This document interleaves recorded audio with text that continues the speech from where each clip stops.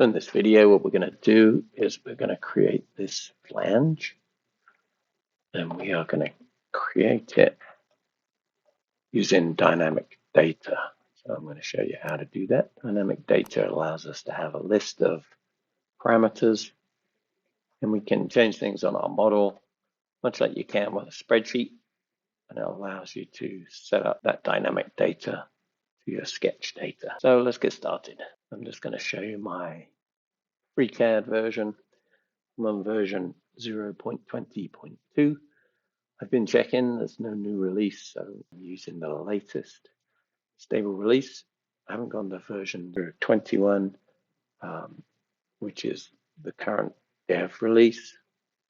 And I haven't done that yet because it seems to be changing quite a bit. But when they code freeze it, which they're apparently going to do soon, when they do that, I'll probably switch over. Okay, to get started, I'm going to start a new file. And I'm going to start a part and a body.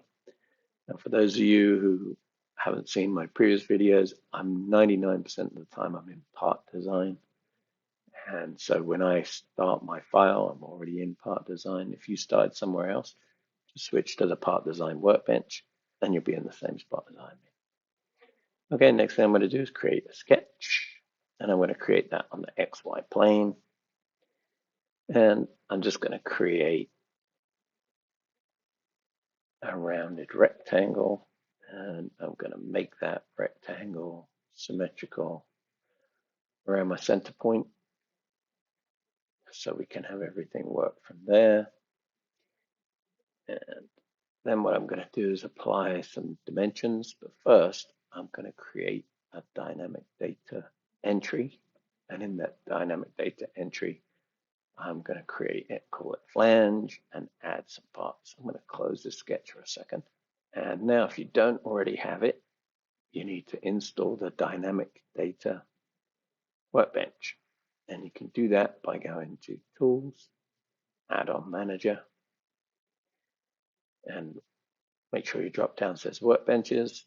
And then from here, it's just Dynamic Data. And it's all one word, no space between dynamic and data.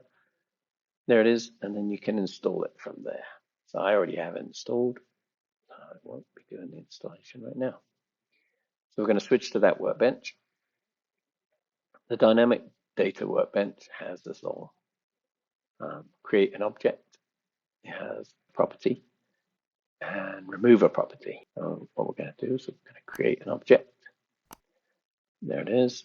And we can double click that and give the object a name. So now the way to think about this is it's similar to a spreadsheet. And what you're doing is you're creating all the data that you would normally have in a spreadsheet. You're creating inside this dynamic data. So just on its own, it doesn't contain anything. So I'm going to add something. When you add it, you get this interface that says, what kind of data am I adding? As far as I know, and as far as I've used so far, 99% of my stuff are just length. And then you can call it something. So I can call this one, I'm going to call it, I'm going to have length and width and height. So I'm going to call this one width. I'm going to give it a value of 50 just to start with. I'll apply that. So now it's creating a new property. And this property I'm going to call length. I just left it at length. And I'm going to give that a 60. And if I apply that, then I can do the next one, could be height. And we can say that's going to be 10. So I'm going to stop there and just go over what we've created. So here is our dynamic data flange. So our label is flange. Here are our parameters. So we have the height, the length, and the width.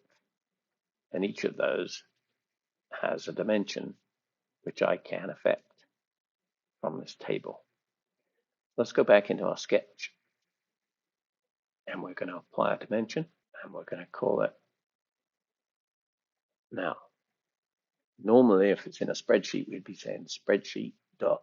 In this case, I called it flange. So we're going to call it flange. And then we're going to say DD and then I'm going to call this one the width. So very similar to a spreadsheet, it's how you assign dynamic data. So now I'm going to assign the next one. I'll call this one length. Again, I just click on here, going into my flange, and I'm going into dynamic data, and I'm going to call this one length, and say OK. Now, a couple of things I probably want to do is give this radius some kind of dimension. I'm going to call that 5, just make it look more like that. And what we can do is I'll close the sketch. I'll go back to my flange. I'll add another property. What I'm going to do is I'm going to call this guy a radius. There is no radius one, but radius is a length anyway. So I'm going to call this base radius. And I'll give that a 5. Say OK. I'm going to go back in my sketch. I'm going to edit this guy. Flange, DD, and then base radius. And now this is completely parametric, and it's fully constrained. So I can close that. And then I'm going to go back to my part design workbench. And with a sketch, I'm going to make a pad. And then this pad, I'm going to make this the height. So I'm going to call it flange, ED, height. And now I have my flange, and it has a height. And all of that I can modify from here. So if I change this to 8, you can see it is all parametric. And one thing I wanted to do while I'm here is I'm just going to reverse this. So what that does is that puts this face actually on my plane. It just makes it easier to draw from there. Okay, that's the first part that is now dynamic. Now I'm going to create holes in this part. So I'm going to go ahead and do that, and I'll meet you back here. Okay, so what I've done, I just literally drew 4 holes. I put them on the center of these radii, and I made them all equal, and I gave them a dimension here. And what I did is I went into my flange, I added the fix-in hole diameter. So the fix-in hole diameter is 6 millimeters in this case. And what I want to do is I want that to be parametric. So if I change this radius, I want to change that hole diameter accordingly. And so the way I'm doing it is the diameter of this hole is that radius plus 1 millimeter. So let's see how we do that. So if I go into here and I say that this is equal to flange and everything is DD, base radius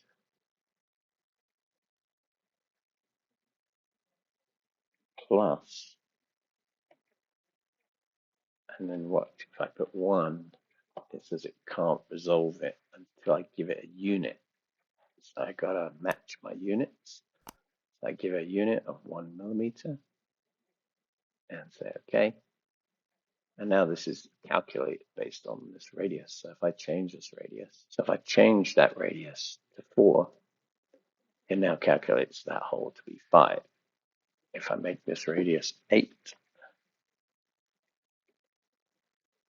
now the hole is 9. So it depends what relationship you want. You can do whatever you want to do. I personally, I like to have things that calculate like that because what will happen is sometimes you'll create a hole that's bigger than the radius and pop out. Whereas if you link the two together, you can usually prevent it breaking your model. Okay, now we're going to do that pipe part. And what I'm going to do is I'm going to open my prior model so you can see which bit I'm going to make. So I'm going to do this part now. So we're going to create that. I'm actually going to save this model. I'm going to save it as that, just so that I've got it. So to do that, go back into part design. And I'm going to look at this model from the right. I'm going to create a sketch. And that sketch obviously wants to go on the XY plane. I'm going to turn my model back on just so I can see it. And then I'm going to create a polyline. This polyline is going to go from here. It's going to go up to here, over to here. Then I'm going to dimension it. I'm going to dimension this line. And then I'm going to create this angle.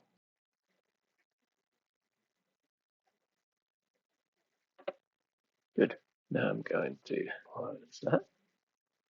And then I want to draw the actual body of that. So I'm going to do it this way. I'll do another sketch. Go on the XY plane. I'm going to draw a circle. And then I'm going to give it a dimension first.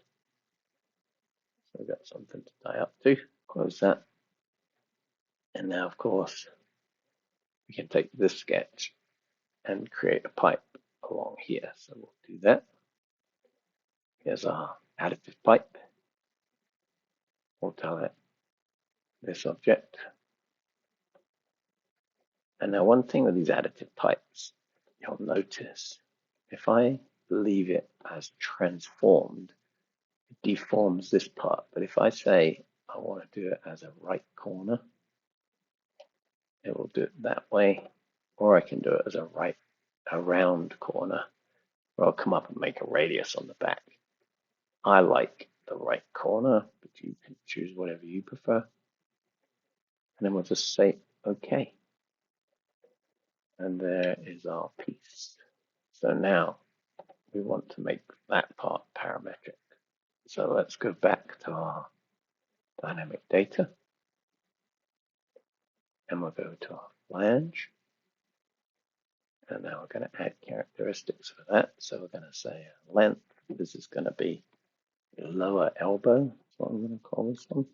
And let's call it 30 to start with. And then I'm going to call it upper elbow. I'll call that 40 to start with. And then the next one I want to do is an angle. So I'm going to pick angle here. I'm going to call it elbow angle. I'm going to call it 45 degrees.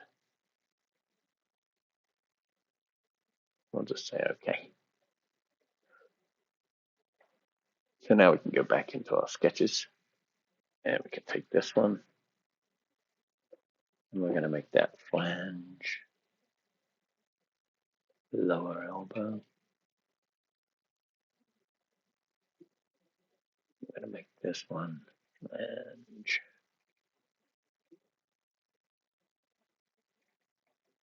upper elbow. And then this one. Now this one is a different angle, right? So I want it to be 45 degrees, but what's going to happen is we're going to have to do 180 degrees. And the units for this is EEG and minus flange.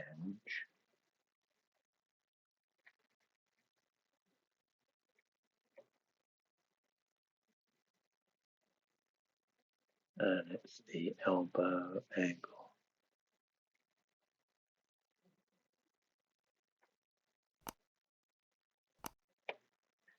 And that makes this 45 degrees, makes this part 45 degrees. So now I can close that. And then one more parameter I need is the diameter of this. So let's go ahead and add that. That's going to be a length, and it's going to be elbow diameter. And we're going to call that 35. And we're going to edit sketch 2. Go in here.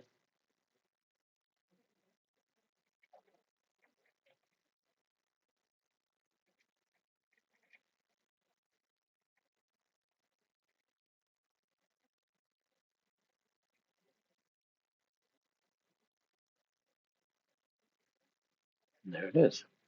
Now I close that. We'll see that under our dynamic data, I have that elbow diameter, and I can make that whatever I want.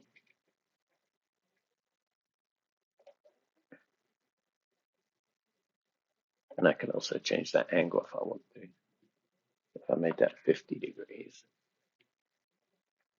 we bend it down a little bit. I'm going to put it back to 45 degrees because that's where I want it to be. And we are good there. Now we need to make this other flange. So what we need to do is create a plane on which we can draw. So we're going to go back to, we're going to create a plane. And we want to create that plane based on this origin. So I'm going to turn that on. I literally just hit spacebar and turn it on. So now I'm going to select my origin. That's the plane's face. And then I'm going to, around my x-axis, that's what I'm going to do. And I'm going to offset this by the flange, sorry, the elbow angle. And then I'm going to offset the height of it in this direction.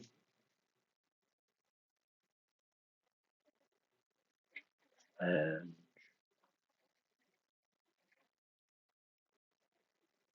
lower elbow.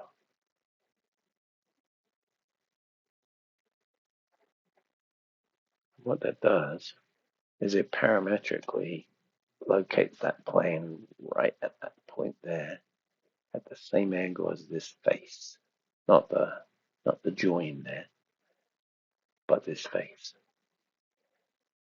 So now I can do my drawing on this plane. So I'm going to select that plane, hit sketch, and I'm going to turn back on my model. And I'll hit that so I can see. And I'm just going to draw the same thing.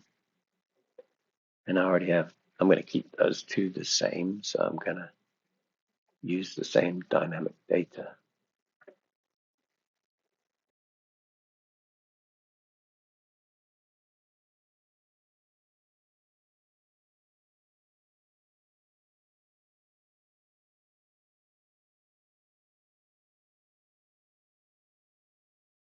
Fully constrained using the same dynamic data. So these two flanges are now, or these two fixing plates are now identical.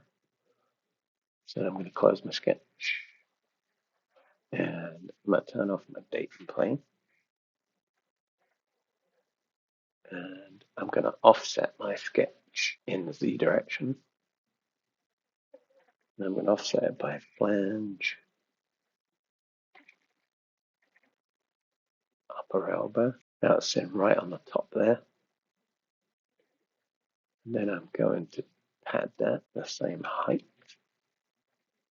So now I have two fixing plates and they are parametric.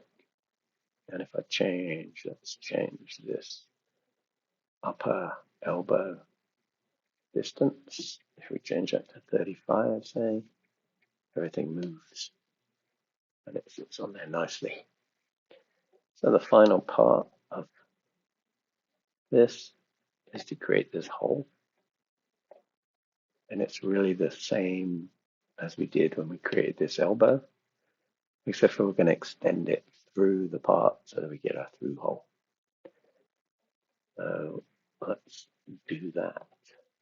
Once more, I'm going to do YZ plane. I like to turn my part back on just because I think it makes it a little easier to visualize. Then I'm going to put my line here somewhere. Potentially come out too long, go to the middle point. Potentially come out this side too long. And then a point there. Okay, good. I'm going to create a dimension in this line. I'm going to call that flange TD lower elbow plus flange TD height plus arbitrary number 2 millimeters. And the reason I did that 2 millimeters is because I want to make sure that I'm always protruding through this part. Now I have to, with reference to here, I need to locate this. So I'm going to create another dimension. This one's going to be flange height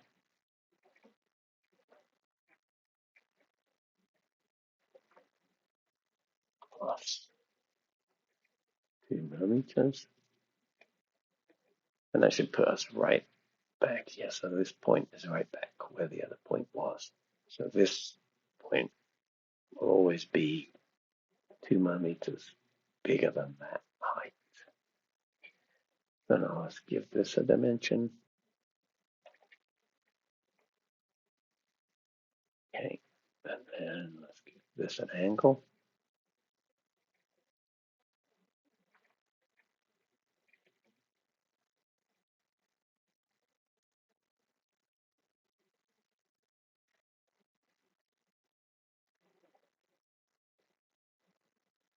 And there it is, fully constrained. Let's close that drawing. And now we can just draw on the XY.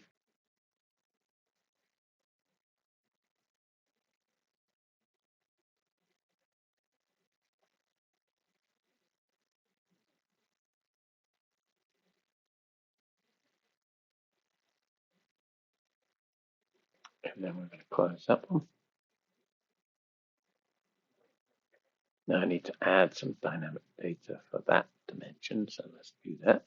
So this is going to be elbow hole diameter. Now I noticed I ended up with an extra angle there. So I must have messed something up. So I'll just show you how to remove a property. So we're going to say remove DD angle, say OK, and it's gone. And then I need to move my sketch for this hole. It is sitting right now on this surface. I need it to be down here. I'm going to move it by flange height 2 millimeters. And I think I actually just moved it upwards. I go negative, must be -2 as well. And there it is.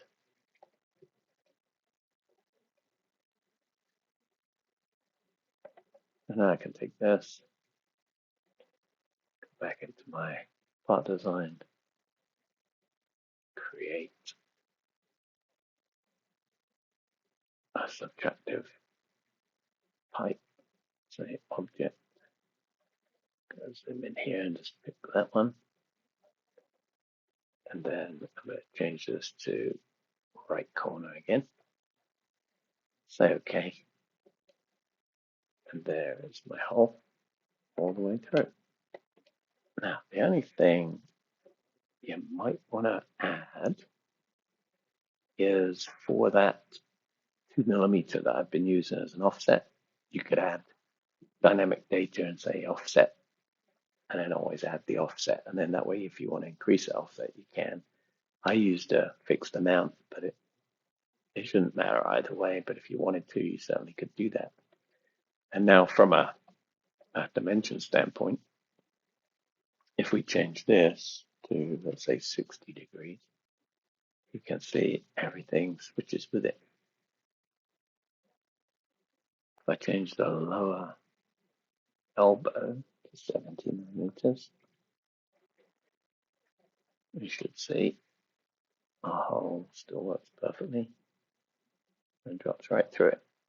And I can change the upper one to 65, and then I can change that angle 90, and there you have it.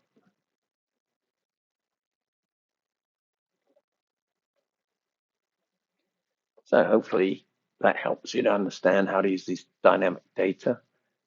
There is one thing I should show you while I'm doing that. Under dynamic data, look under this menu, and you can see other options here. So renaming property and copying property.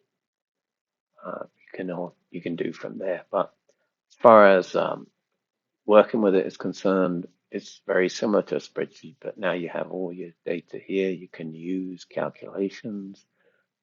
One thing I would do in this too is I would make this a function of the elbow diameter.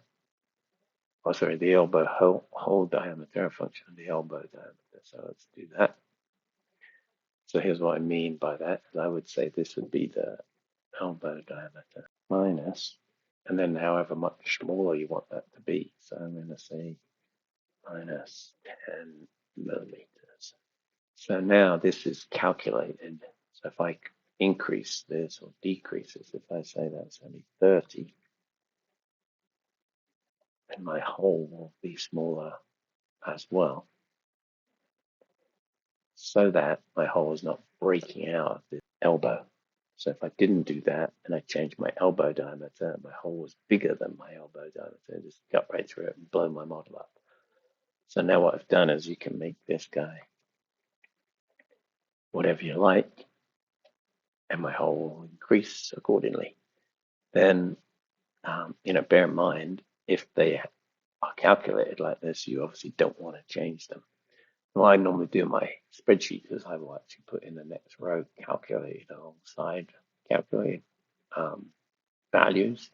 Here, obviously, you can see because the color changes, and it actually tells you the calculation.